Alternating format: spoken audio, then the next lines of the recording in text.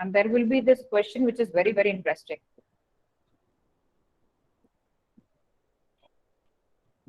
Good morning, kids. And let's continue understanding lesson number 6, tissues. And in that heading, today we are going to deal with muscular tissue.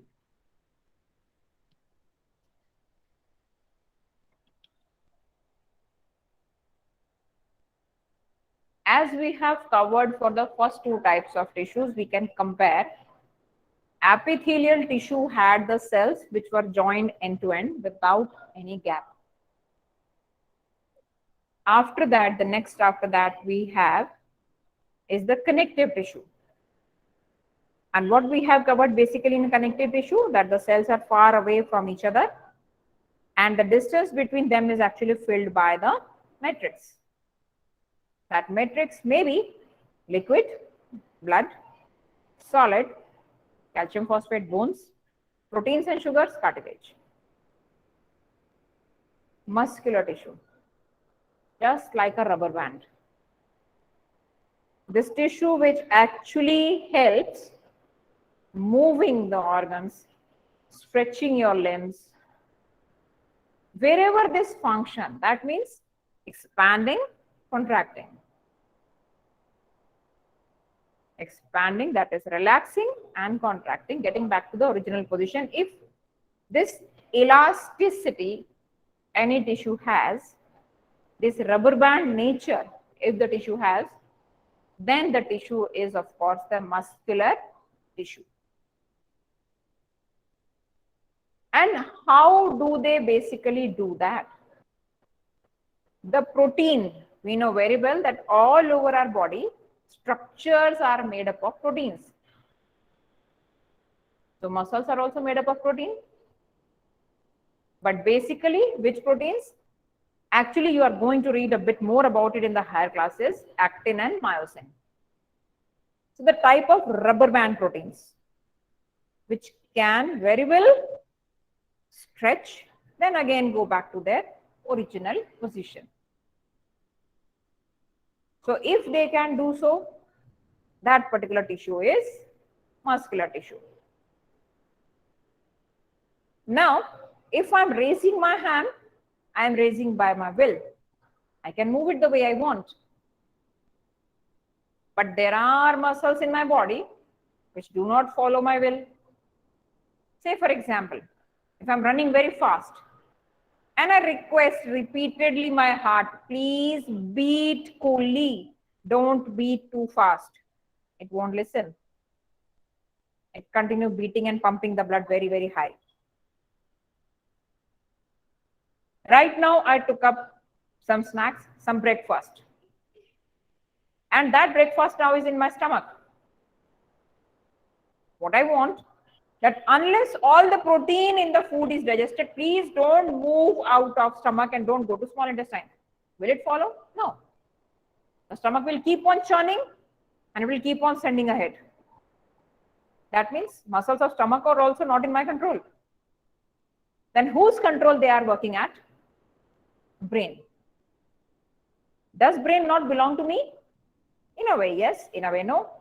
On the other hand, I belong to my brain. All the activities in the body, they are controlled by brain. Those activities, those muscles can be either voluntary or involuntary.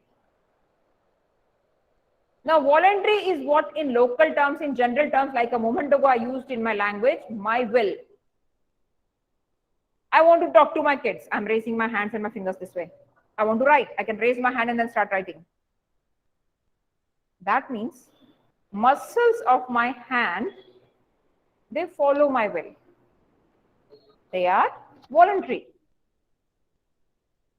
And there are muscles which don't follow my will.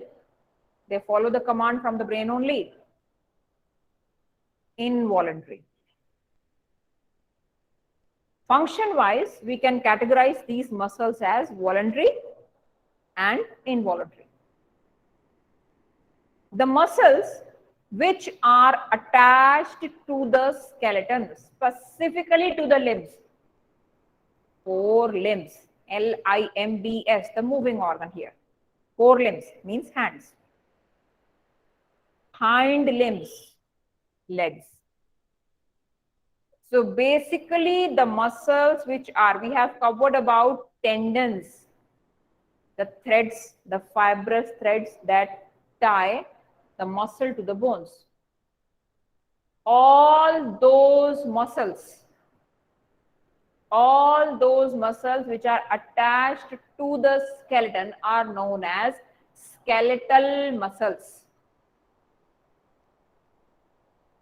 Skeletal muscles, voluntary muscles, right? Rest all muscles inside the body. Internal organs, heart, all of them are involuntary muscles. They are not working at our will. There is a rhythmic pace, a rhythm they have maintained, and they are going to continue working that way only throughout our lives. They are involuntary. That is, of course, on the basis of whether they are under our control or not. We can divide them as voluntary or involuntary. This question may come for 3 to 5 marks in the exam.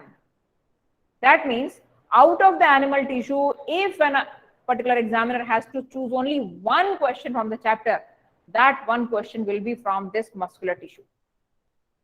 It has been repeated so many times.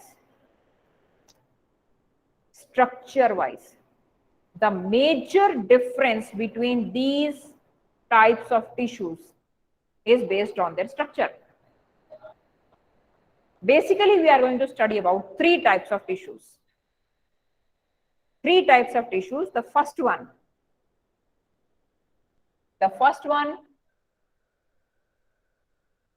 striated or striped muscles. The second one, we are going to compare their structure by drawing them.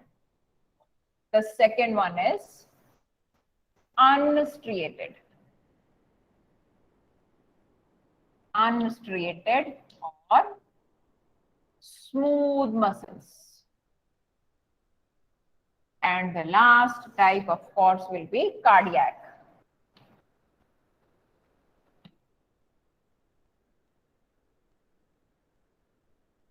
Either we can find this as written this way.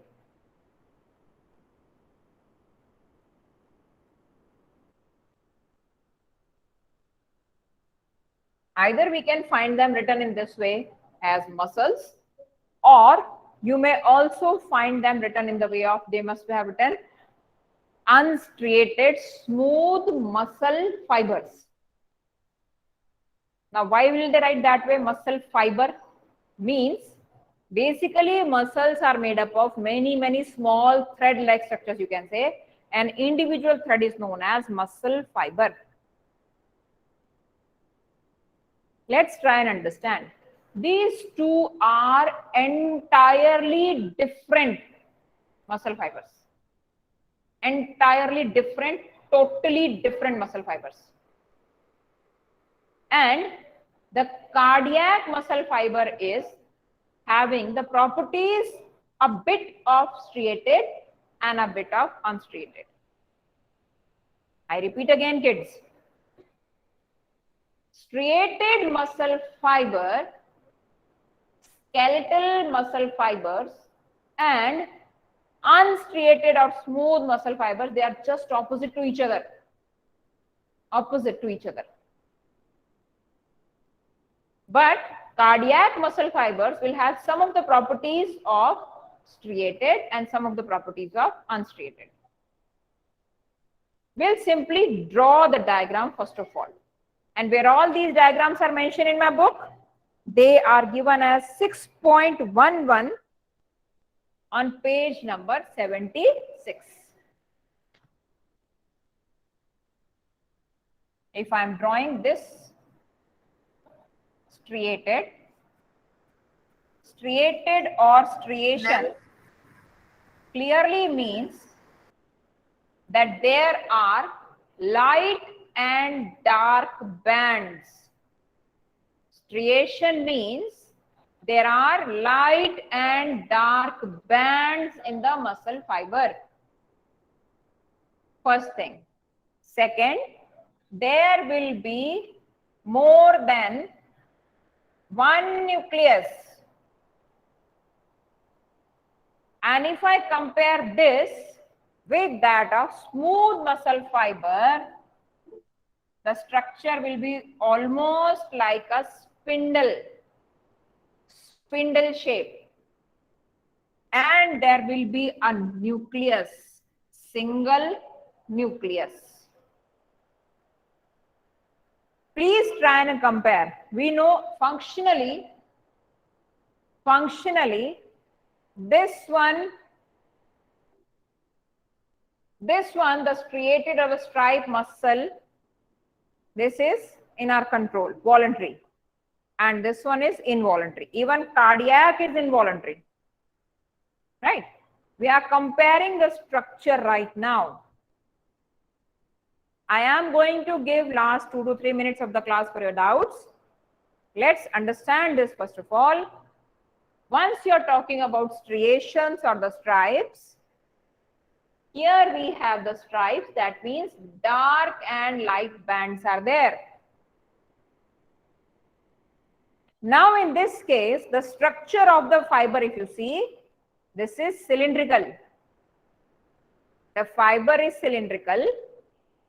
It has dark and light bands. That is the characteristic feature. If I am asked only to mention one character, the one character, only character will be it has striations, light and dark bands.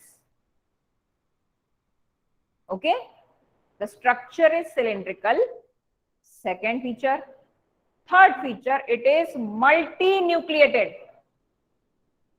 The nucleus are present in more than one number. Now see, all these three features go opposite in this one. There, it is cylindrical.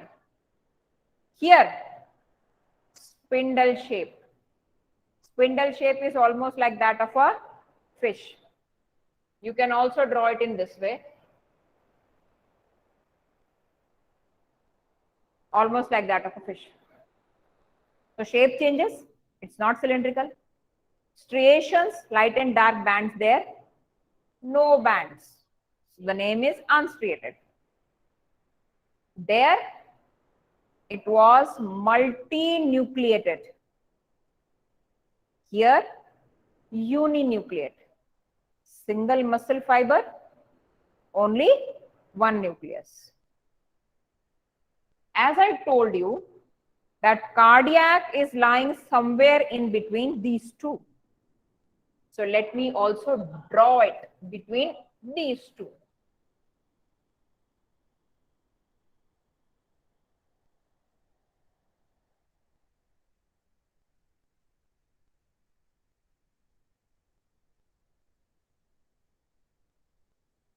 Let's understand. Cardiac muscles or cardiac muscle fibers all the way same.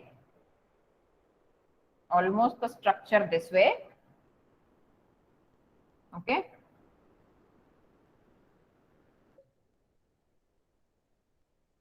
And why I have drawn it in this way? Branched. This was unbranched. There was no branching. This is no doubt almost cylindrical in shape. It is not spindle in shape, but this is branched. These two are unbranched. This is branched. Yeah, striations are there, but striations are not as dark as in case of striped. This was multinucleated, and this one is of course uninucleate, single nucleus. Let me again understand the first, this if I label this as A, this as B and this as C. So let me understand them once again. A muscle fiber is cylindrical, dark and light striations, multinucleated. Opposite exactly.